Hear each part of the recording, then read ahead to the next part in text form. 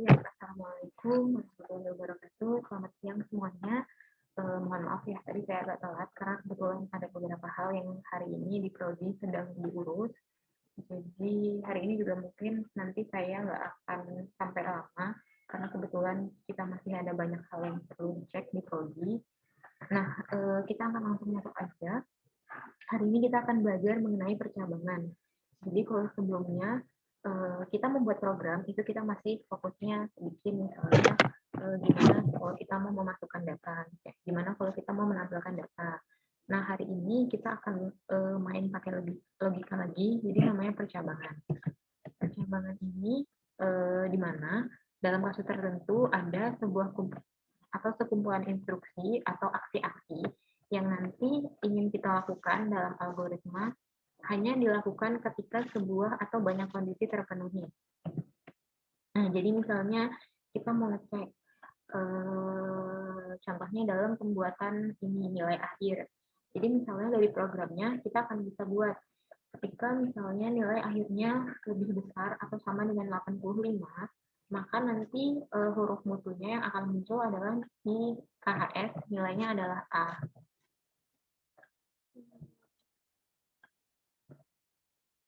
Link daftar hadirnya nggak bisa diklik ya. Oke, nanti link daftar hadirnya akan saya cek lagi. Diisi belakangan nanti nggak apa-apa. Kita lanjut dulu ya materinya. Kemudian untuk nah jadi misalnya nanti kalau A nilainya lebih besar atau sama dengan 85, nilainya itu A. Kalau misalnya B nanti nilainya ada rentang berapa sampai berapa. Nah ini jadi ada beberapa kondisi baru nanti muncul hasilnya A. Atau misalnya ketika kita ingin bikin program yang dipakai untuk penentuan gaji karyawan. Jadi misalnya ketika dia hadir full selama 1 bulan, 20 hari kerja, maka gaji yang akan diberikannya penuh. Nah, kemudian misalnya jika dia ada yang tidak hadir dalam 3 sampai lebih dari 5 hari misalnya, maka nanti gajinya akan dipotong sekian persen. Langkah-langkah ini dalam algoritma pemrograman atau pemrograman komputer namanya kita akan membuat percabangan. Artinya akan ada cabang-cabang instruksi yang harus dilakukan oleh si komputernya menyesuaikan kondisinya.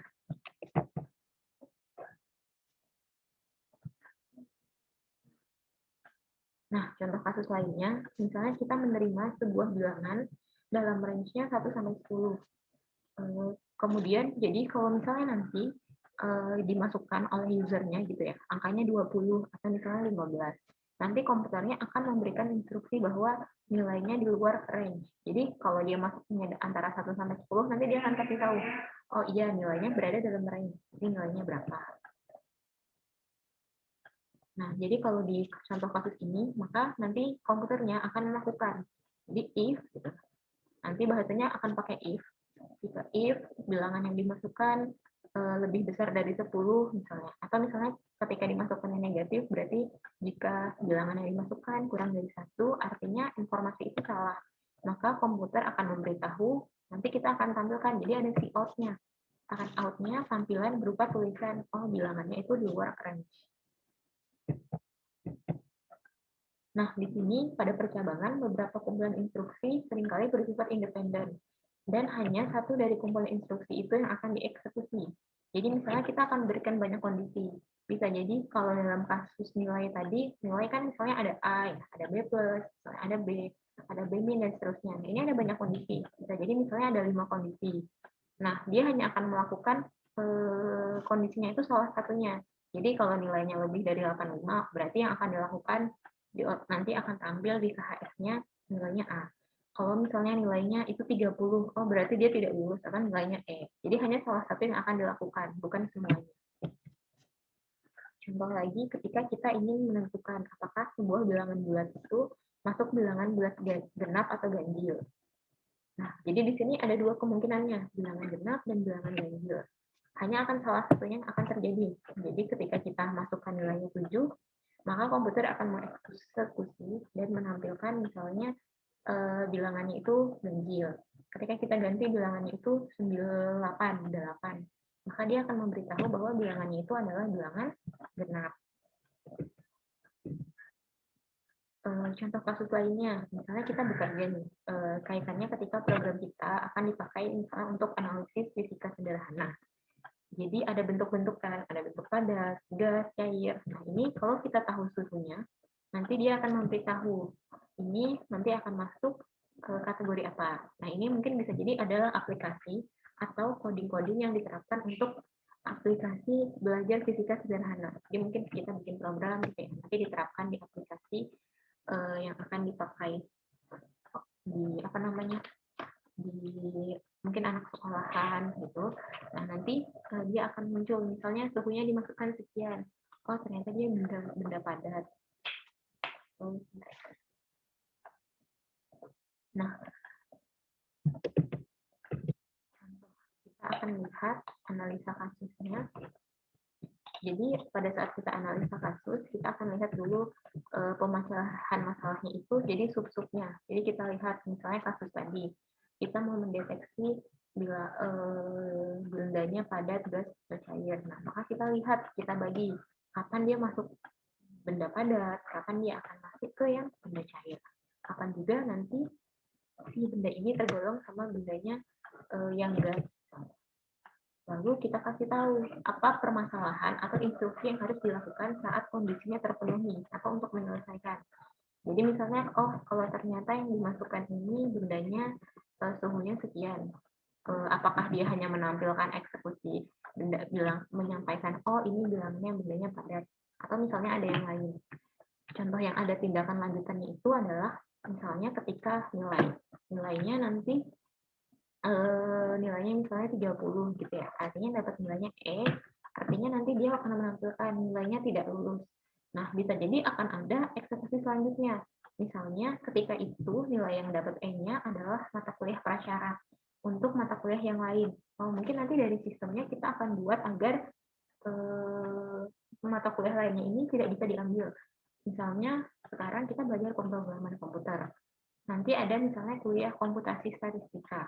Ya, misalnya syarat komputasi statistika ini adalah harus udah lulus kuliah pemrograman komputer.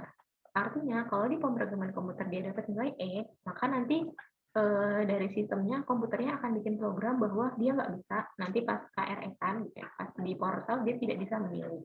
Nah ini sebenarnya kita bisa bikin skemanya. Saya kurang tahu kalau misalnya di portalnya kita apakah udah bisa seperti itu atau belum, tapi itu memungkinkan untuk dilakukan. Atau misalnya, nah jadi di sini kondisinya itu yang perlu kita definisikan jadi adalah adanya nilai logika. Nilai logikanya benar salah atau true false atau kadang juga bisa dipakai 0 dan 1. Nah, dari sini nanti instruksinya tadi apa yang harus dilakukan. Atau misalnya kasusnya ketika misalnya sudah bayar SPP, kalau dia belum bayar ternyata nanti dia nggak bisa memilih KRS-an meskipun semua nilainya lulus. Nah itu juga ada tambahan lain. Jadi di sini bisa jadi percabangannya itu ada 2 kali. 2 kali dalam artian yang pertama mungkin nanti dia akan cek. Jadi akan mengecek apakah sudah bayar SPP atau belum. Kalau dia sudah bayar SPP, nanti akan dilihat apakah dia nilainya semuanya ini udah memenuhi syarat atau belum. Jadi bisa jadi akan ada jenis percabangan yang kompleks. Jadi ketika if ini nanti kalau udah terpenuhi masuk lagi if yang lain. Jadi bisa jadi akan banyak percabangan-percabangan. Jadi semacam ada percabangan di dalam percabangan yang lain. Nah, dalam mengerjakan percabangan artinya kan kita nanti itu akan menyamakan kondisi-kondisi tertentu. Jadi misal di sini kita pakai operasi matematika. Nanti kalau misalnya sama dengan, jadi kita ingin lihat ketika misalnya nilainya sama dengan 80. Nah, kalau dia pakainya sama dengan, tandanya ini ya, sama dengan 2 kali. Jadi untuk membedakan dengan sama dengan yang biasa. Kalau tidak sama dengan, tandanya ini. Tanda seru lagi sama dengan, lebih besar darinya, kemudian ini lebih besar atau sama dengan.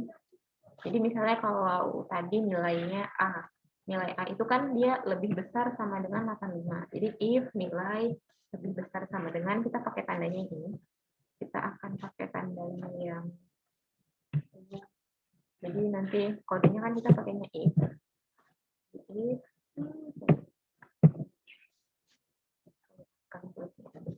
misalnya kalau kasusnya nilai Jadi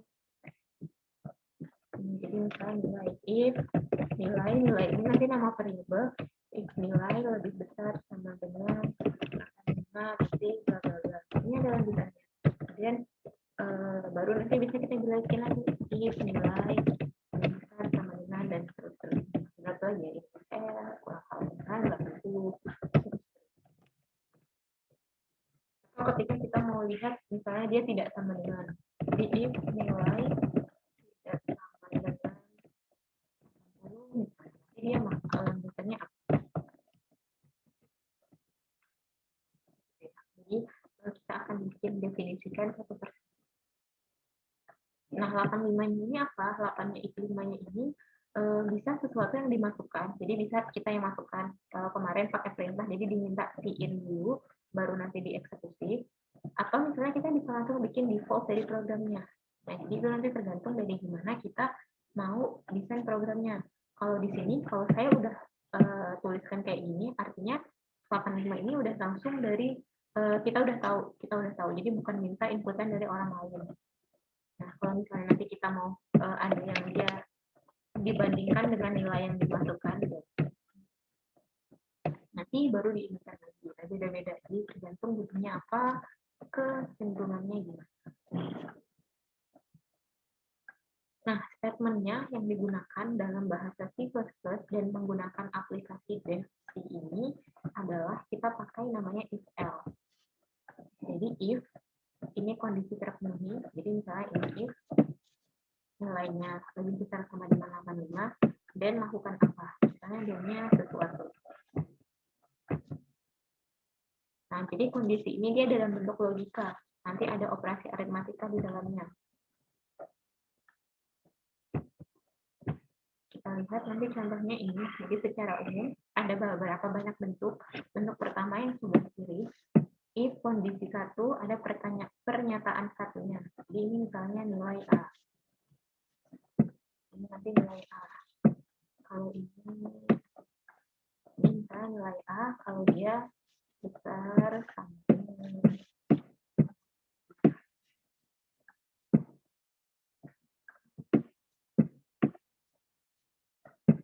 lalu else ini maksudnya adalah kondisi yang lainnya. Jadi kalau hanya ada dua kondisi, maka di sini kita misalnya lihat nilainya B. Tapi dia juga bisa kalau nanti misalnya kita mau ada lanjutan lagi. Nah, di bentuk yang ini dan bentuk yang kedua yang di sebelah sini, itu adalah ketika misalnya hanya ada dua kondisi. Jadi hanya ada kondisi ketika dia benar dan hanya ada dan salah.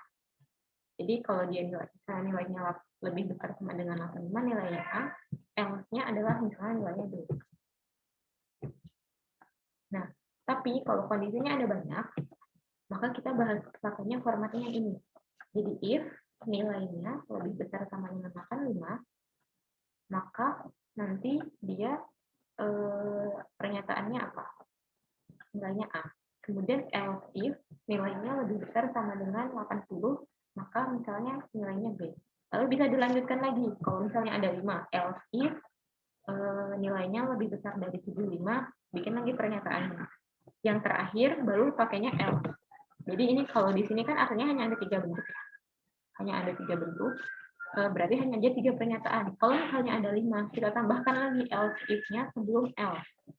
Jadi yang else bagian else ini adalah yang bagian paling akhir. Else if-nya bisa kita tambah terus tergantung seberapa banyak kondisi yang kita butuhkan. Nah, secara umum ini dinamakan statement block. Jadi ini namanya statement block ya. Jadi per masing-masing kondisi. Nah, dilihat masing-masing kondisi ini, kondisi 1 dan kondisi 2 itu dipisahkan oleh tanda kurung awal. Jadi jangan sampai salah penggunaannya tanda kurung awal atau tanda kurung yang lainnya. Dan dia ada hierarkinya. Hierarkinya ini artinya nanti perlu dicek dalam sisi penulisannya. Kalau kita mau cek nilai yang misalnya ini 85 tadi ya. Misalnya A85, B-nya misalnya A- itu 80 gitu ya. Nah, kita harus cek dalam hal kita menuliskan. Sekali lagi, kita harus ingat bahwa si siapa namanya program komputer ini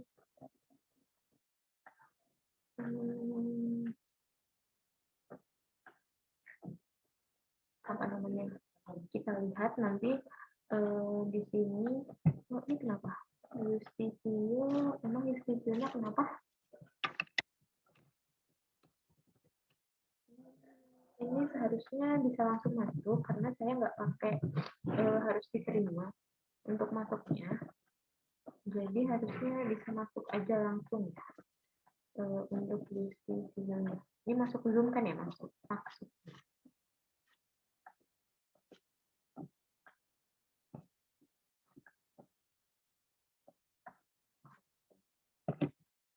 Kalau misalnya dipertanyakan ini terkait absen, dipastikan isi absennya pakai email ini.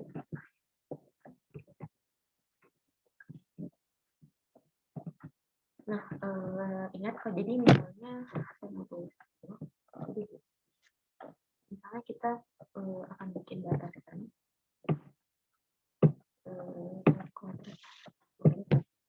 Jadi misalnya nilai A itu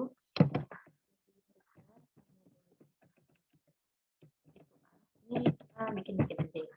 Misalnya nanti lebih besar sama dengan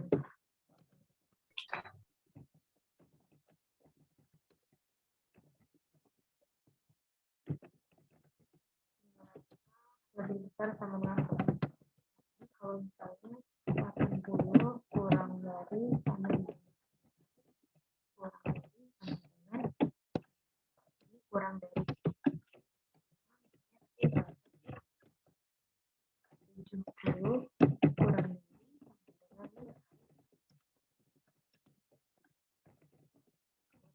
dari 80.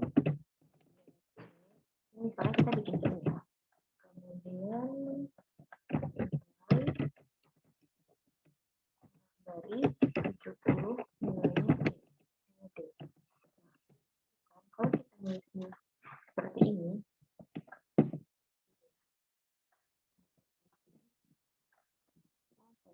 ini tetap kelihatan. Perhatikan penulisannya, ditulisnya dari yang paling besar. Kenapa? Karena si komputernya itu mencek dari yang paling atas ke bawah. Kalau kita cek, jadi kalau misalnya kita bikin programnya, if nilai kurang dari 70 gitu ya, nanti ini misalnya ini belum sesuai format ya, misalnya nilai A, nilai D.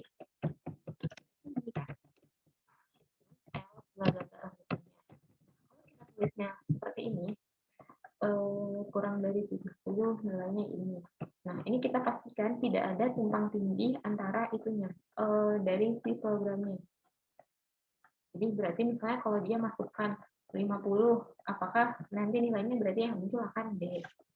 Nah, begitu pun seterusnya. Jadi jangan sampai ada nanti pada beberapa kondisi kalau kita salah menuliskan urutan, bisa jadi dia akan mengecek atau memakai nilainya yang salah. Oh, ini karena dia kurang dari, ini masih bisa nih, kita bisa pakai terbalik yang kebalikan. Tapi kalau misalnya kita punya program, misalnya apa ya, nilai if nilai luas besar sama dengan 20, ini artinya dia lulus IPK.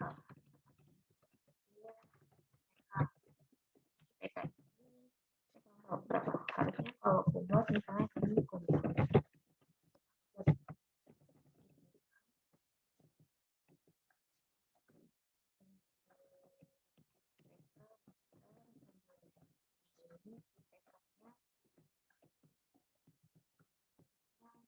Ya,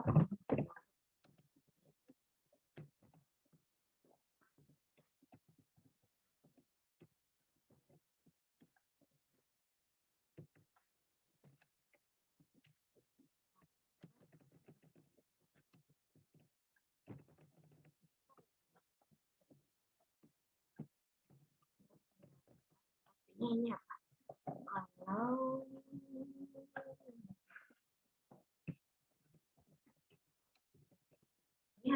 bikinnya gini. Tapi kalau misalnya di program nanti kita bikin, misalnya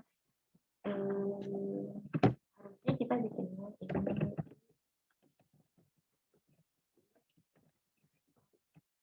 Harusnya gini kan, kita bikinnya kurang dari sama dengan 3 gitu ya.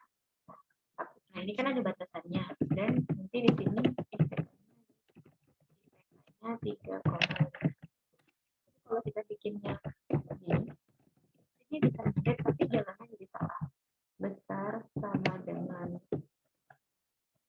3.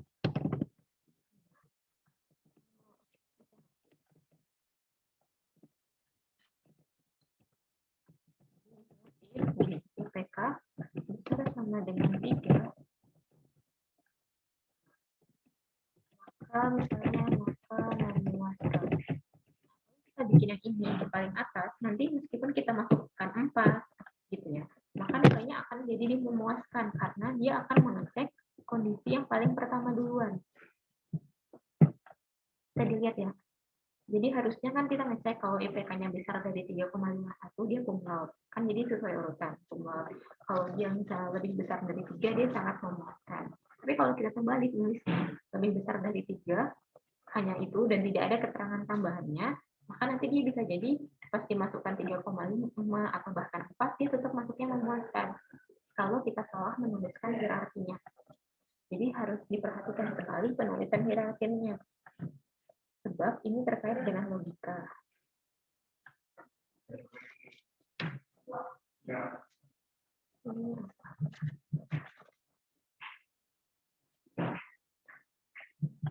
Izin ACC, jadi untuk masuk ke sini tidak harus.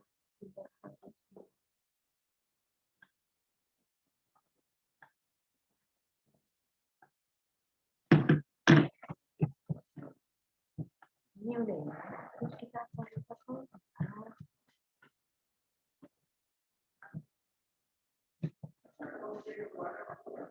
kita akan lihat studi kasusnya misalnya otomatis. Jadi kita lihat studi kasusnya, misalnya kita menentukan nilai maksimum dari 3 buah bilangan pecahan yang diinputkan dari keyboard. Jadi nanti dia akan meminta seseorang untuk meng-entry 3 bilangan dari keyboard. Setelah ketiga bilangan di entry, program akan mengeluarkan output bilangan yang terbesar.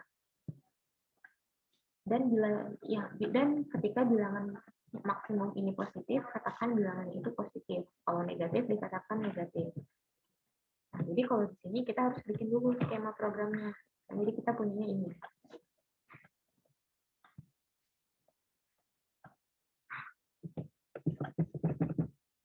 Jadi kita lihat, jadi di sini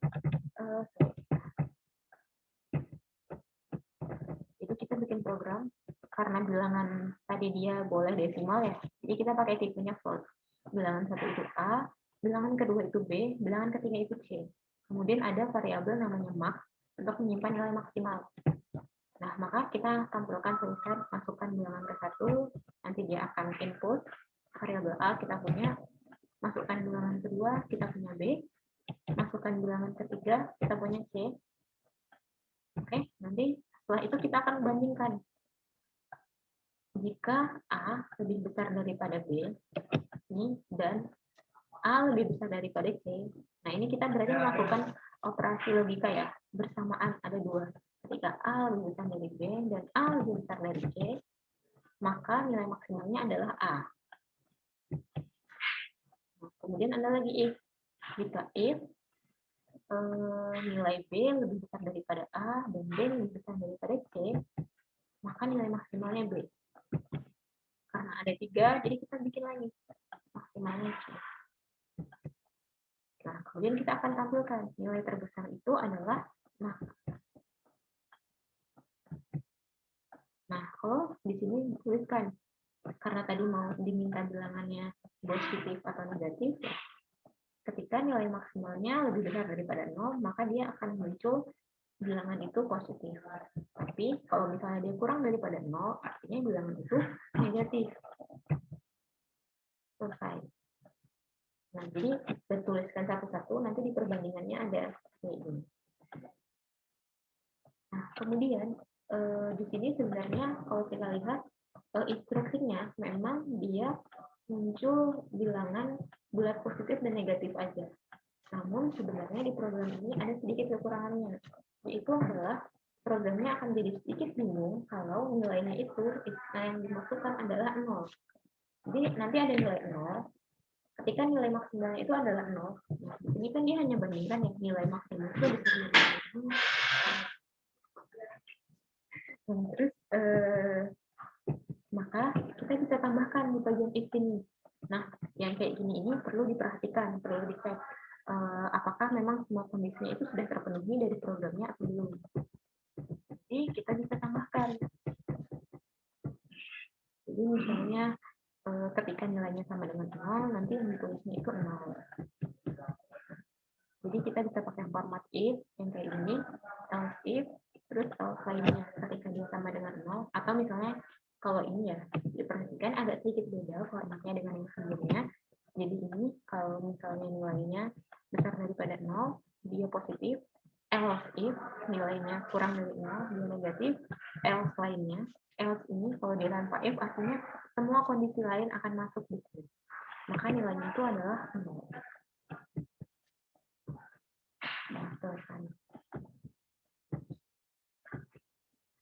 Selain menggunakan if, nanti kita juga bisa pakai namanya bentuknya switch case default. Jadi switch case ini digunakan untuk menyelesaikan kondisi dengan banyak kemungkinan. Jadi dia akan melaksanakan salah satu dari beberapa pertanyaan case tergantung nilai kondisi yang ada di dalam switch. Selanjutnya proses diteruskan hingga ditemukan pernyataan break. Jika tidak ada nilai pada case yang sesuai dengan kondisi, maka proses akan diteruskan kepada pernyataan yang ada di bawahnya. Nah, jadi dia akan ngecek nih satu persatu untuk penulis. Jadi secara konsep sama, hanya saja bentuk penulisannya dan perintah yang dipanggil dalam deskripsi tulisnya yang beda. Kita akan lihat misalnya di sini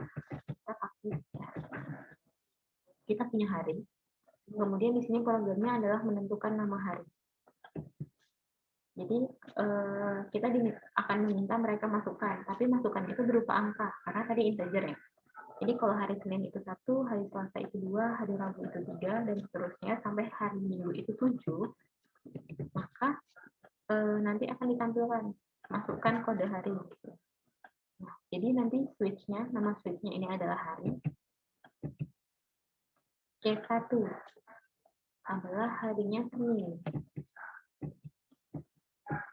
Nah, jadi ini break-nya maksudnya adalah kalau misalnya dia hari udah dia masukkan 1, artinya udah selesai perintahnya, ada break-nya.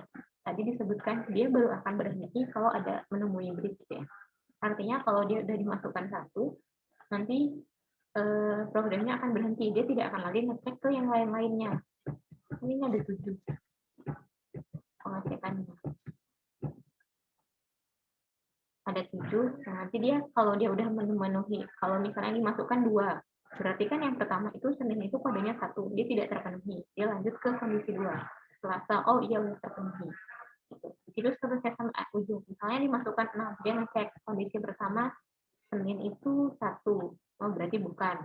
Lanjut lagi. Selasa itu 2, oh salah, yang dimasukkan kan tadi 6. Rabu, oh masih juga salah, sampai nanti dia akan ketemu 1 itu artinya adalah 6. Berarti nanti dia akan tuliskan hari yang dimasukkan adalah Rabu, adalah Sabtu. Nah, gimana kalau dia masukkan kodenya lebih dari angka 7, misalnya 8, 9, dan seterusnya, dia akan ngasih count. Jadi default ini adalah kondisi ketika dia salahnya. Kode hari yang Anda masukkan salah. Oke, jadi tadi ada switch case default. Switch-nya itu adalah hari-harinya, hari yang disimpan. Jadi tergantung angka yang dimasukkan. Jadi hari ini adalah variabel yang akan dimasukkan angkanya. Jadi ketika dimasukkan 5, dia akan ngecek 5 ini disamakan sama yang lain-lainnya.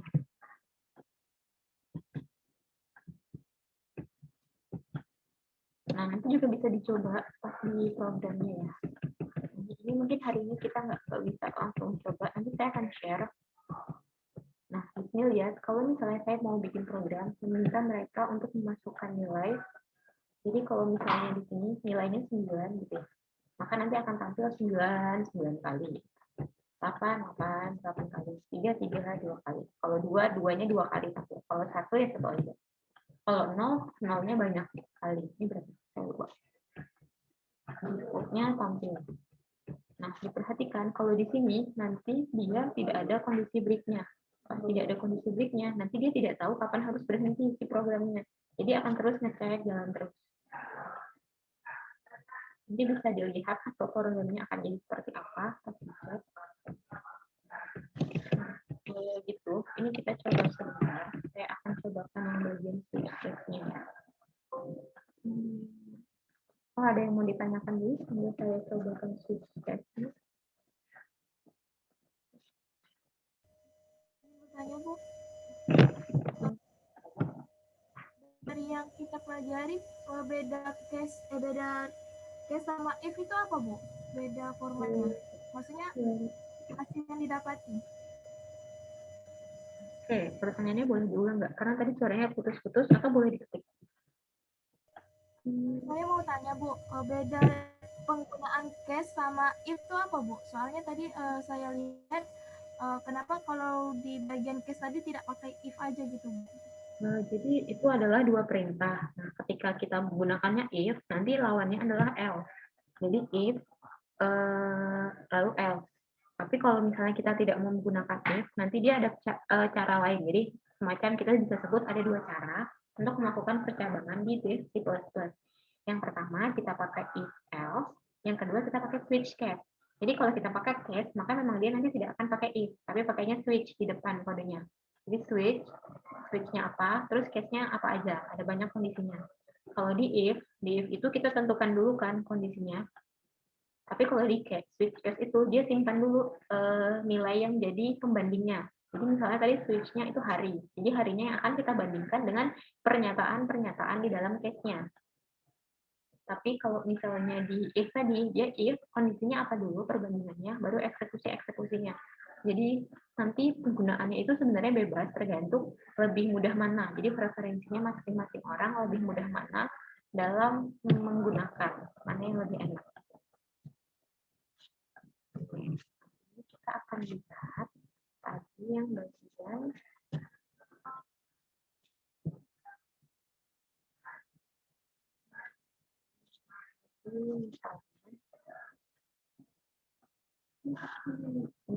kita punya program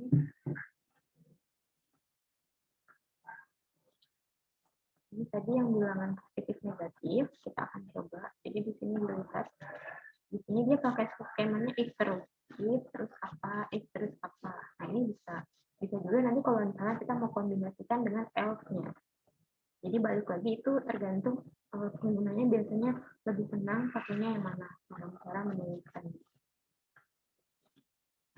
Ini layar hitamnya udah kelihatan belum?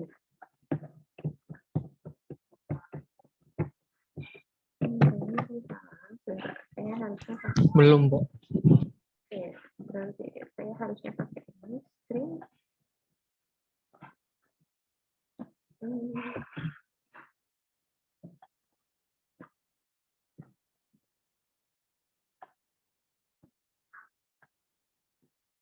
Kita tunggu dia jalan. Jadi ini tadi program positif negatif. Kita akan coba.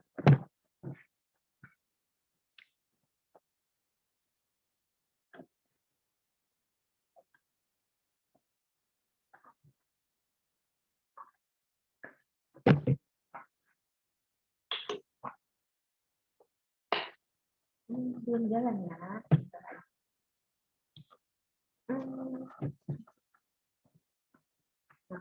Nah, masukkan bilangan, kita masukkan 6, kita masukkan 7, kita masukkan 8. Dia terlihat bilangan terbesarnya 8, bilangan tersebut adalah bilangan positif. Jadi kalau secara algoritma kita lihat, ketika dimasukkan angka, dia akan bandingkan A banding B, terus A banding C. Jadi lihat 6 nih bilangan pertama. Apakah 6 itu lebih besar daripada 7? Dan apakah 6 itu juga lebih besar daripada 8? Jadi dia harus memenuhi dua ketentuan. Meskipun dia lebih besar daripada 7 misalnya. Atau kita cek nih, kalau misalnya yang kedua, kalau misalnya B-nya lebih besar daripada A, 7 lebih besar daripada 6, itu benar. Tapi 7 apakah lebih besar daripada bilangan ketiga, daripada 8, itu salah. Nah, artinya dia masih belum memenuhi kondisinya. Karena tadi ada kata-kata dannya, harus kedua-duanya dipenuhi. Lalu cek yang ketiga, apakah nilai C yang bilangan ketiga lebih besar daripada bilangan pertama yaitu 6? 8 daripada 6? Benar ya, benar besar 8. Kemudian apakah 8 lebih besar daripada 7? Nah, juga benar. Maka dia akan men-save maksimal, atau nilai maksimal itu artinya C, yaitu bilangan terbesarnya sama dengan 8. Dan dicek apakah nilai 8 ini lebih besar daripada 0. Ternyata benar, artinya 8 ini adalah bilangan positif. Kemudian kita lihat apa yang terjadi ketika kita masukkan angkanya itu adalah 0.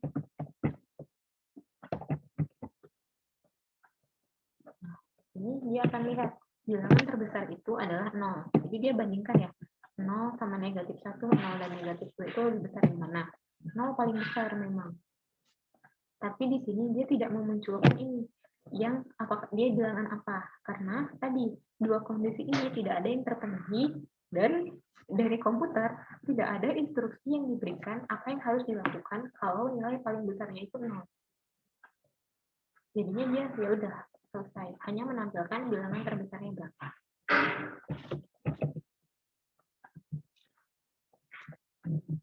Kita lihat kemudian tadi, kalau misalnya jadi mau ada 0, kita bisa pakai skema ini.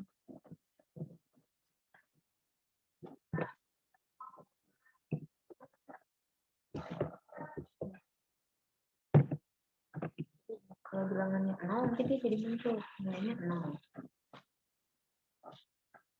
Nah, ketika angkanya diketik adalah 0, maka dia akan memasukkan nilai A-nya itu adalah 0. Di sini. Jadi, bisa. Nah, ini dia pakainya kombinasinya if else, if else. Tapi kalau yang tadi juga bisa sebenarnya. Kita pakai this if, nilai max sama dengan 0, maka tampilannya ini. Itu juga tetap bisa. Jadi kita tambahkan satu lagi percabangan di dalamnya. Terkait mana yang terbagus, sebenarnya nggak ada panduannya. Tinggal nanti pilihan kita sebagai penyelenggara programnya, mana yang paling disenangi, mana yang paling mudah bagi kita dalam membuat programnya. Nah, ini tadi kalau yang switch case, kita lihat ya. Ini kita dikasih keterangan, nama hari. Nama hari ini kalau Senin itu 1, jadi kita masukkan misalnya 5. Harinya adalah Jumat. Jadi di sini kita masukkan hari, nah dia menyimpan hari. Hari ini adalah sesuatu yang diinput. Lalu dia cocokkan 1 ini. Case nilainya 1. Case nilainya 2, harinya Senin. Case nilainya 3, harinya apa. Gitu seterusnya. Nah, case-nya ini nanti tergantung dari kondisi yang kita inginkan.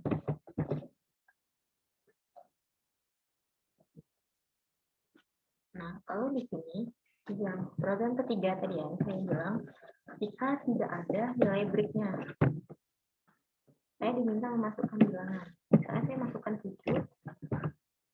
Nah, jadi di sini dia akan mencari kapan kondisinya terpenuhi dan kondisi setelahnya itu akan muncul.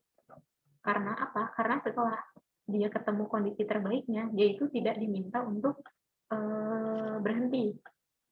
Kalau di yang sebelumnya ada kata-kata break-nya. Jadi ketika dia udah selesai, dia akan berhenti. Jadi sama juga, kalau misalnya saya masukkan nilainya 9 gitu ya.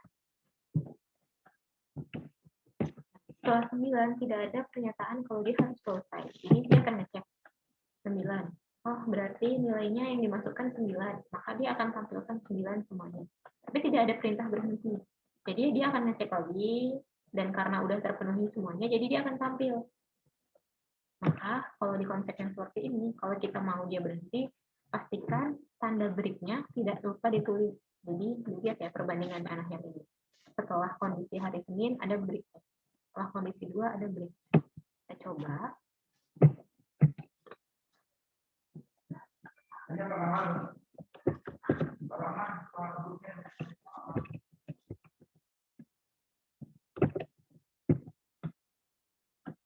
Nah, ini kita bikin ya. Kita masukkan angka 8. Kalau di setelah setelah 8-nya kita udah temukan break, artinya dia akan berhenti, dia tidak akan lagi melakukan pengecekan, tidak dilanjutkan lagi. Tapi lihat di 7-nya belum saya kasih break. Kalau kita coba,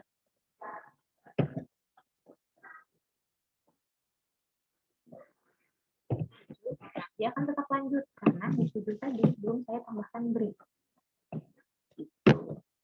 Pertanyaan ini untuk yang percadangan.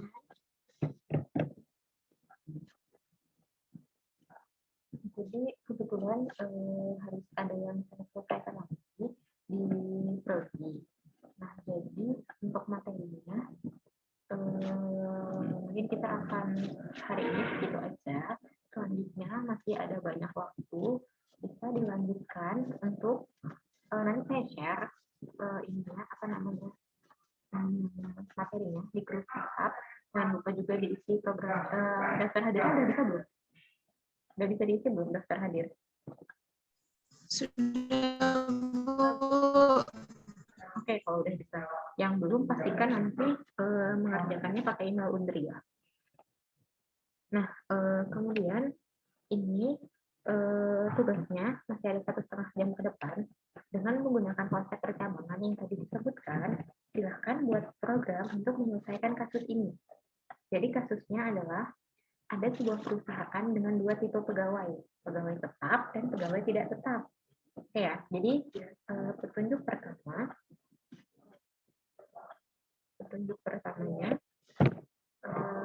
itu perjalanan pertama pegawai tetap,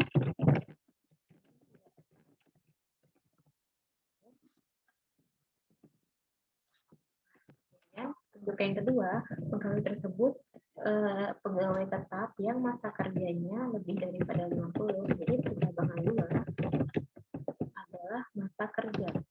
Jadi dilihat kayak tadi ada yang pakai 2, ada yang masa kerja. Nah, kalau masa dia pegawai tetap dan masa kerjanya lebih dari 50 tahun, bonusnya 500.000. Tapi kalau dia kurang dari 50, bonusnya 100.000. Sedangkan pegawai tidak tetap, masa kerjanya lebih dari 50, bonusnya 300, dan kalau kurang dari 50, bonusnya 250. Silahkan nanti dibikin di deskripsi++-nya programnya biar nanti keluar hasilnya gini. Dan petunjuk ketiganya adalah ada 2 yang akan diinputkan, ada 2 inputan ya.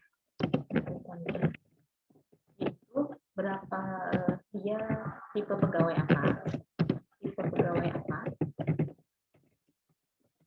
sudah kerja berapa lama. Jadi programnya dibuat dia bisa menerima inputan orangnya ini pegawai tetap atau pegawai tidak tetap. Kalau udah tetap nanti dua-duanya ditanya masa kerjanya berapa. Tuh, ada pertanyaan untuk yang tugas ini?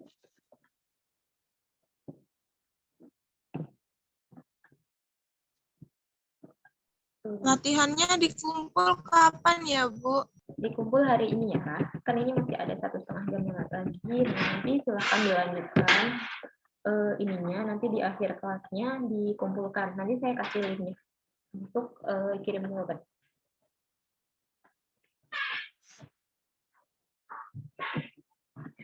Oke, gitu ya. Nanti saya kasih linknya di grup WhatsApp untuk mengirim jawabannya. Izin di apa? Atau dalam yang dikirim nanti programnya, yang C++-nya kayak biasa. Yang file tipenya C++ seperti yang biasa. Oh, kirim jawabannya pakai link yang minggu lalu aja ya. Kan minggu lalu kita udah punya link kirim jawaban, nah nanti pakai link itu aja, nanti saya kirim ulang ke grup linknya. Nanti silahkan kalau mau sambil ini sama teman-temannya, tapi diharapkan tidak langsung copy paste dalam pengerjaannya. Nama filenya nanti dikasih nama dan linknya. Yang ditampilkan programnya aja, outputnya tidak perlu, nggak usah apa-apa.